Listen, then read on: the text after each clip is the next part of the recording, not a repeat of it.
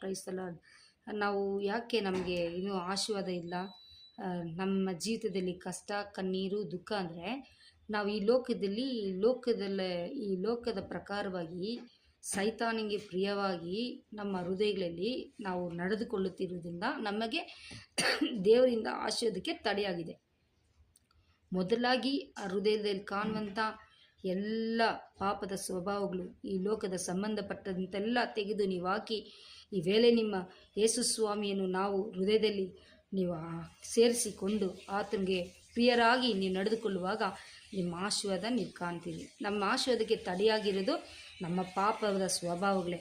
ಈ ಪಾಪದ ಸ್ವಭಾವದಿಂದ ನಾವು ಆಚೆ ಬಂದಾಗ ಕರ್ತನಿಗೆ ಹೃದಯದಲ್ಲಿ ಸ್ಥಳ ಕೊಡುತ್ತೆ. ಯಾಕಂದರೆ ಈ ನಮ್ಮ ಹೃದಯ ಕತ್ತಲಾಗಿರುವಾಗ, ಈ ಪಾಪ ಎಂಬ ಕತ್ತಲಾಗಿ ಇರುವಾಗ, ಈ ಕತ್ತಲೆ ಹೋಗ್ಬೇಕಂದ್ರೆ ಬೆಳಕಾಗಿರುವಂಥ ಯೇಸು ಸ್ವಾಮಿ ನಮ್ಮ ಹೃದಯದಲ್ಲಿ ಬರಬೇಕು. ಹೃದಯದಲ್ಲಿ ಬಂದಾಗ ಏಸಪ್ಪ ಬಂದ್ಬಿಟ್ಟು ಕೆಟ್ಟದ್ದು ಯಾರಿಗೂ ಹೇಳ್ಕೊಡಲ್ಲ, ಒಳ್ಳೆಯದೇ ಹೇಳ್ಕೊಡೋದು. ಒಳ್ಳೆ ಮಾರ್ಗವನ್ನು ಆತ ನಮಗೆ ತೋರಿಸ್ತಾರೆ. ಆ ಮಾರ್ಗದಲ್ಲಿ ನಾವು ನಡೆಯುವಾಗ ನಮಗೆ ತಡೆಯಾದಂಥ ಆಶೀರ್ವಾದಗಳು, ತಡೆಯಾಗಿರುವಂಥ ನಮ್ಮ ಆಶೀರ್ವಾದ ಅಂದರೆ ಏನು? ಕಣ್ಣೀರು, ದುಃಖಗಳೆಲ್ಲ ಹೋಗಿ ಸಮಾಧಾನ, ಸಂತೋಷ ಕೊಡ್ತಾರೆ. ಐಶ್ವರ್ಯ ಮುಖ್ಯ ಅಲ್ಲ.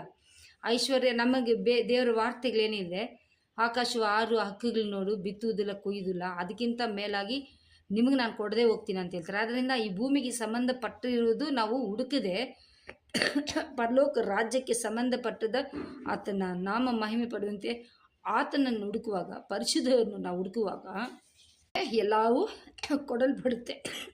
ಏನು ಮಾಡಬೇಕಾದ್ರೆ ಈ ಆಲೋಚನೆ ನನ್ನೊಂದಿಗೆ ದೇವ್ರು ಕೊಟ್ಟಂಥ ಆಲೋಚನೆಯನ್ನು ನಾನು ನಿಮ್ಗೆ ಹೇಳ್ತಾ ಇದ್ದೀನಿ. ನಾನು ಪ್ರಾರ್ಥನೆ ಮಾಡಬೇಕಂದ್ರೆ ಒಂದು ಸಹೋದರಿ ನಾನು ತಿಳ್ಕೊತಿದ್ದೇನೆ, ಯಾಕೆ ಆತ ಜೀವನಿಗೆ ಆಶೀರ್ವಾದಕ್ಕೆ ತಡೆಯಾಗಿದೆ ಅಂದರೆ ನಮ್ಮ ಪಾಪವು, ಲೋಕದ ಆಸೆಗಳು ಹೃದಯದಲ್ಲಿಂದ ತೆಗೆದುಹಾಕಿ ಈ ಲೋಕ ಹುಡುಕದೆ ಪರಲೋಕ ರಾಜ್ಯನೋ ಅನಿತ್ಯ ಜೀವನ ನಾನು ಹುಡುಕುವಾಗ ನಮಗೆ ಬರಬೇಕಂತ ಎಲ್ಲವೂ ದೇವರು ನಮಗೆ ಕೊಡ್ತಾರೆ. ನಿಮ್ಮ ಮಕ್ಕಳು ಎಜುಕೇಷನ್ ಆಗಲಿ, ಆರೋಗ್ಯ ಆಗಲಿ, ನಮ್ಮ ಮಕ್ಕಳು ಕಣ್ಣಲ್ಲಿ ಕಾಣುವಂಥ ಆಶೀರ್ವಾದಗಳು ಎಲ್ಲನೂ ಕೊಡ್ತಾರೆ.